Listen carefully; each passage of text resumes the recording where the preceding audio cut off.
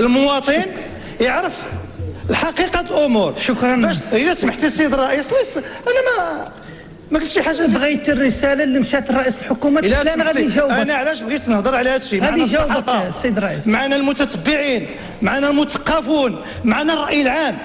غادي نجاوبك. الرئاسة راسلات، مني الرئاسة راسلات، رئاسة الحكومة تعطيونا المضمون. علاش؟ باش يزول اللبس. واش حنا تنديروا العصا في الرويضة؟ شكرا. لأن السيد الرئيس يمكن لي نقول لك مجلس المستشارين ما غيركعش رئيس الحكومة والقرارات ديالو. شكرا. السيد الرئيس، المجلس المستشارين ما غيمشيش مع سيدي يمشي. الواحد بغى يتحكم في التلفزيون. السيد الرئيس وبلات الرئيس انا غادي نجاوبك. والمعارضة ما غاديش تمشي. واسي الراضي وبلاتي وسوا بلاتي والراضي وبلاتي يا سيد الراضي واسي بلاتي. واش بغي وبلاتي واش بغيتي تجاوب وبقيت غتبقى تهضر؟ خلي نجاوبك. وبلاتي والراضي الله يخليك. وبلاتي راه عطيتي السؤال على الرئاسة وبلاتي الله يخليك وغادي نجاوبك. واش بغيتي تجاوب ولا بغيت؟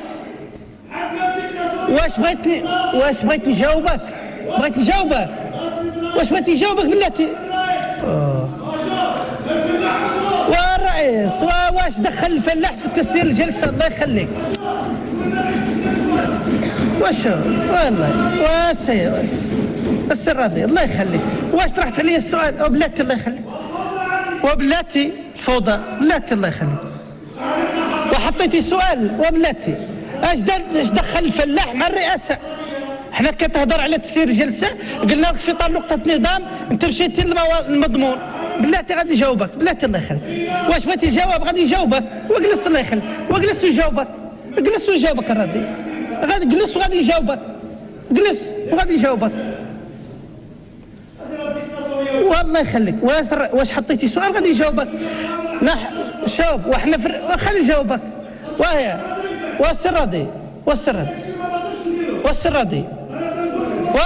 الله يهديك. واسي الراضي وراه كلشي باغي يهضر.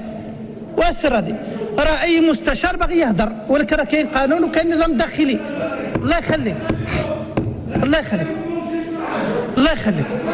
بلاتي الله يخليك.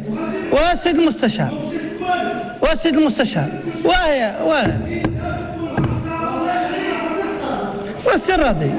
واسي الراضي واحترم بعد الرئاسة. احترم الرئاسة الراضي الله يخليك بلاتي.